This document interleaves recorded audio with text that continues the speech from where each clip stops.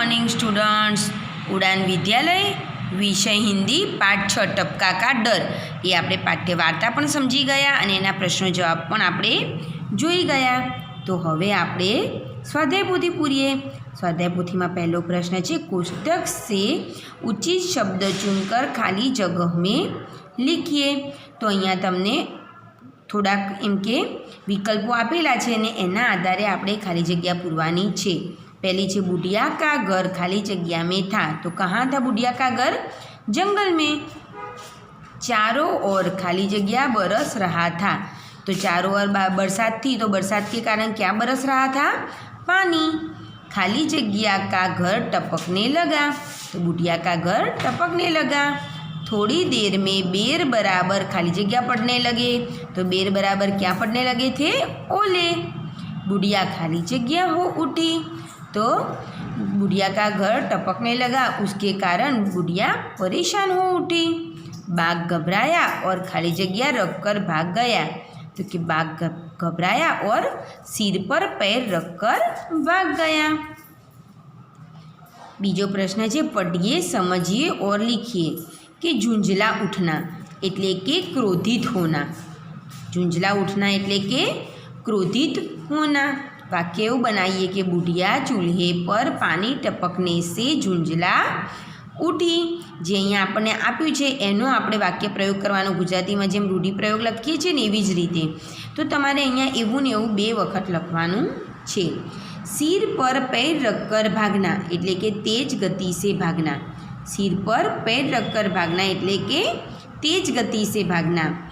तो सिर पर पैर रखकर बाघ टपके से डरकर सिर पर पैर रखकर भाग गया। तमे आना जग्याए बीजू वाक्य पण बनावीने लखी शको छो। त्यारबाद प्रश्न 3 छे, सही वाक्यांश चुनकर लिखिए। एमां पहेलुं छे, जंगल में बुढ़िया का घर भीग रहा था क्योंकि। तो ऑप्शन आपेला छे, गर्मी का दिन था, जाड़े का दिन था कि बरसात का दिन था। तो बरसात का दिन था। तो आपणो जवाब आवशे क। बीजू छे, बुढ़िया का घर टपकने लगा क्योंकि घर की दीवारें कमज़ोर थी, छप्पर ठीक नहीं था कि छप्पर सीमेंट से बना था। तो कि छप्पर ठीक नहीं था। बाघ बुढ़िया के घर के पास पहुंचा। उस समय बुढ़िया नहा रही थी, रोटी पका रही थी कि चावल पका रही थी। तो हमने कविता पाठ की कहानी में सुना था कि बुढ़िया चावल पका रही थी। आगे छे, बाघ घबराकर भाग गया क्योंकि बुढ़िया ने उसे धमकाया था। बुढ़िया ने कहा था वह बाघ से नहीं टपका से डरती है। बुढ़िया उसके पीछे पड़ी थी। तो सही आंसर रहसे, बुढ़िया ने कहा था वह बाघ से नहीं टपका से डरती थी। इसीलिए बाघ ने सोचा कि जरूर टपका मुझसे भी बड़ा जानवर है। यह सोचकर वह अनजान डर से सिर पर पैर रखकर भाग गया। आगे बीजो प्रश्न है, सही विधान के सामने सही का चिन्ह और गलत विधान के सामने गलत का चिन्ह कीजिए। पहलू है, बुढ़िया चावल पका रही थी। तो साचुं। ओलों की मार से बुढ़िया परेशान हो गई। तो विधान खोटू है, बुढ़िया टपका से परेशान हो गई थी। मटके पर पानी टपक रहा था। तो आ विधान खोटू है, पानी तो चूल्हे पर टपक रहा था। कूदते फांदते बाघ बुढ़िया के घर के पास पहुंचा। तो आ सही बात है। बाघ बुढ़िया से डरकर भाग गया। तो आ खोटी बात है। बाघ तो अनजान डर से डरकर भाग गया था। त्यारबाद आगे प्रश्न है, निम्नलिखित प्रश्नों के उत्तर लिखिए कि तुमने कितने प्रकार के चूल्हे देखे हैं। तो कि हमने मिट्टी, लोहे और पत्थर इस 3 प्रकार के चूल्हे देखे हैं। जंगल में बाघ के अलावा कौन कौन से प्राणी रहते थे? आमा तमे तमारी रीते पण बीजा प्राणीओना नाम लखी सको छो कि जंगल में बाघ के अलावा शेर, हाथी, भालू, चीते तमे लखी सको। एमां गाय, हिरण आदि रहते थे। जंगल में और क्या क्या भीग रहा होगा? सूची बनाइए। એટલે કે વરસાદ આવવાથી જંગલમાં બીજું શું શું પલળી રહ્યું હશે? ભીગ રહા એટલે કે પલળી રહ્યું। जंगल में पेड़, प्राणी, पक्षी, पौधे, पत्थर आदि चीज़ें भीग रही है। प्रश्न 5 है, निम्नलिखित प्रश्नों के उत्तर लिखिए। पहलो प्रश्न है, बुढ़िया क्या कर रही थी? बुढ़िया कहाँ रहती थी? तो बुढ़िया जंगल में रहती थी। बुढ़िया बरसात में बुढ़िया के घर में क्या पड़ने लगा? तो क्या बरसात में बुढ़िया के घर में पानी टपकने लगा। ओलों की मार से परेशान होकर बाघ कहाँ गया? तो कि ओलों की मार से परेशान होकर बाघ बुढ़िया के घर के पास पहुँचा। पानी टपकने की आवाज़ कैसी थी? तो कि पानी टपकने की आवाज़ टप टप थी। बुढ़िया को सबसे ज़्यादा डर किससे लगता था? આપણે વાર્તામાં જોઈ ગયા હતા કે बुढ़िया को सबसे ज़्यादा डर टपका से लगता था। बुढ़िया की बात सुनकर बाघ ने क्या किया? तो कि बाघ ने सोचा कि ज़रूर टपका मुझसे भी बड़ा जानवर होगा। यह सोचते ही वो घबराया और सिर पर पैर रखकर भाग गया। आगे प्रश्न है, निम्नलिखित प्रत्येक विषय के बारे में 5-7 वाक्य लिखिए। અહીંયા તમને મોર, બાઘ અને તોતા, બરાબર, એના વિશે તમારે 5-7 વાક્ય લખવાના છે। તમે તમારી રીતે પણ લખી શકો છો। જેમ કે મોર, તો કે મોર राष्ट्रीय पक्षी है। मोर के पंख रंग बेरंगी होते हैं। मोर बारिश में नाचता है। मोर के सिर पर कलगी होती है। मोर टेहूक टेहूक आवाज़ करता है। मोर दाने और कीड़े मकोड़े खाता है। मोर सभी लोगों को अच्छा लगता है। मोर मुझे बहुत पसंद है। તમે એમ પણ લખી શકો છો કે મોર કા પંખ શ્રી કૃષ્ણ કે મુकुट पर होता है, એવું પણ તમે લખી શકો છો। મોર को बारिश बहुत पसंद है, એવું પણ લખી શકાય। પછી છે બાઘ, તો બાઘ વિશે આપણે શું લખીશું કે બાઘ हमारा राष्ट्रीय प्राणी है। તમે એવું પણ લખી શકો છો કે બાઘ जंगल में रहता है। बाघ के शरीर पर पीले और काले रंग के पट्टे होते हैं। बाघ शेर की तरह जंगली जानवर है। बाघ मांसाहारी प्राणी है।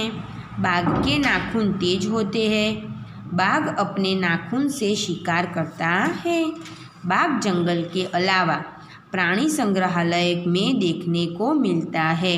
તમે આના સિવાય બીજા વાક્યો તમને આવડતા હોય તો પણ તમે લખી શકો છો। તોતા, તોતા એટલે કે પોપટ, એના વિશે આપણે લખવું હોય તો શું લખી શકીએ? तोता भी सुंदर पक्षी है। तोता हरे रंग का होता है। उसकी चोंच लाल होती है। तोता मिर्च और अमरूद खाता है। तोता, તમે એમ પણ લખી શકો છો કે તોતા टाई टाई करता है। तोता राम राम बोलता है। तोते की चोंच आगे से झुकी होती है। આવી રીતે તમે બીજા પણ વાક્યો તમારી રીતે તમે લખી શકો છો। આગળ પ્રશ્ન 6 આપ્યો છે, નીચે दिए गए चित्र का वर्णन 10 वाक्यों में लिखिए। જો બાળક મિત્રો, અહીંયા તમને એક મેળાનું ચિત્ર આપેલું છે। અહીંયા ચકડોળ આપેલી છે, ત્યાં લોકો ઊભા છે, જાદુગરનો શો છે, ત્યાં જાદુગર જાદુ બતાવી રહ્યો છે, લોકોની બહુ ભીડ છે, એક મદારી છે જેને આપણે હિન્દીમાં શું કહીએ, સપેરા, એની બાજુમાં એક બંદર એટલે કે વાંદરો છે, અહીંયા સાપ છે, બાળકો મદારીનો ખેલ એટલે કે જોઈ રહ્યા છે। પછી અહીંયા બે નાના બાળકોની ચકડોળ છે, એક ફુગ્ગાવાળો છે, છોકરાઓ એની પાસેથી ફુગ્ગા ખરીદે છે, એક બેન છે એમની બાજુમાં જે રમકડા વેચી રહ્યા છે, બે માણસો એમની જોડેથી રમકડા ખરીદાઈ રહ્યા છે, રમકડાવાળા બેનની બાજુમાં બે ઘોડા છે। તો આ ચિત્રોના આધારે આપણે એનું વર્ણન કરવાનું છે। તો આપણે હિન્દીમાં વર્ણન કરવું હોય તો કેવી રીતે કરીએ કે यह एक मेले का चित्र है, એટલે કે આ એક મેળાનું ચિત્ર છે। यह 3 प्रकार की चकडोल है, કે અહીંયા 3 પ્રકારની ચકડોળ છે, एक छोटा, दूसरा थोड़ा बड़ा और तीसरा सबसे बड़ा है। અહીંયા આપણે જોઈ શકીએ છીએ कि एक नानू है, एक एनथी मोटू है ने के एनथी पण मोटू है। उसमें एक खिलौने वाली है, उसमें एक सपेरा भी है, उसमें एक जादूगर वाला है, उसमें एक गुब्बारे वाला है। मेले में बच्चे, माता पिता, दादा दादी सब आए हुए हैं। मेले में 2 घोड़े भी हैं। मेले में जादूगर वाला और सपेरा सभी बच्चों को अपना खेल दिखा रहा है। मेला मुझे बहुत पसंद है। आना सिवाय तमारे लखવું હોય તો તમે એમ પણ લખી શકો છો કે सपेरे वाले के बाजू में एक बंदर खड़ा है। सभी बच्चे सपेरे का खेल देख रहे हैं। कुछ बच्चे गुब्बारे वाले से गुब्बारे खरीद रहे हैं। यहाँ छोटे बच्चों के लिए भी चकडोल है।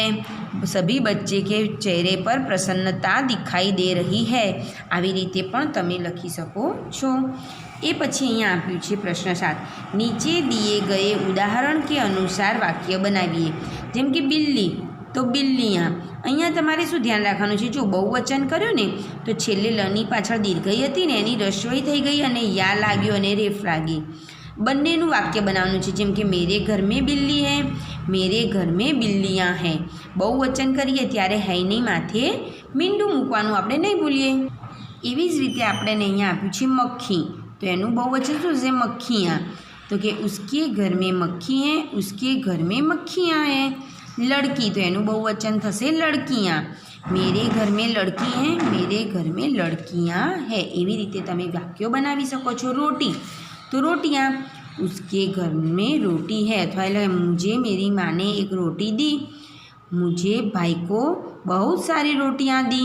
એવું વાક્ય પણ તમે બનાવી શકો છો। ચૂડી અને ચૂડિयाँ, તો તમે એવું પણ લખી શકો છો કે मेरी बहन हाथ में चूड़ी पहनती है, मेरी माँ हाथ में बहुत चूड़ियाँ पहनती है।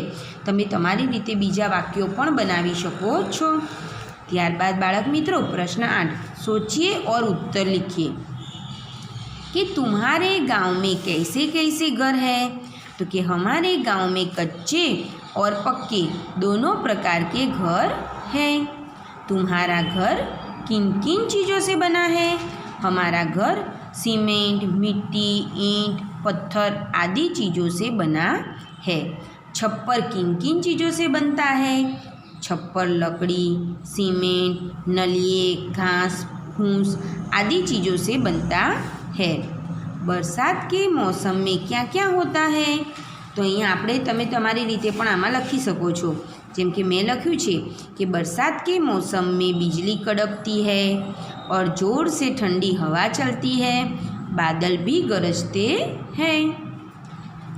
ओले पड़ने पर तुम क्या करते हो। तमने અહીંયા કરા પડે તો તમે શું કરો, તો કે ओले पड़ने पर हम लोग ओले से खेलते हैं। ओले पड़ने पर क्या नुकसान होता है। तो कि ओले पड़ने पर रास्ते जाम होती है और खेती के पाक में नुकसान होता है। एना पछी आप्युं छे बुढ़िया मन ही मन क्यों झुंझला रही है। झुंझला रही है એટલે मतलब क्रोधित हो रही है। तो क्योंकि उसके छत में से बरसात का पानी चूल्हे पर टपक रहा है। बाघ सिर पर पैर रखकर क्यों भाग गया। तो कि बाघ ने सोचा कि जरूर टपका मुझसे भी बड़ा जानवर होगा। यह सोचते ही वो घबराया और सिर पर पैर रखकर भाग गया। ત્યારબાદ બાળક મિત્રો અહીંયા બીજી એક આપણને ચિત્ર વાર્તા આપેલી છે કે અહીંયા એક સિંહ છે તે સૂઈ ગયો છે અને એની ઉપર ઉંદર રમી રહ્યો છે। એટલામાં જ સિંહની ઊંઘ ઉડી ગઈ અને જાગી ગયો તો ગુસ્સેથી એને ઉંદરને પકડી લીધો।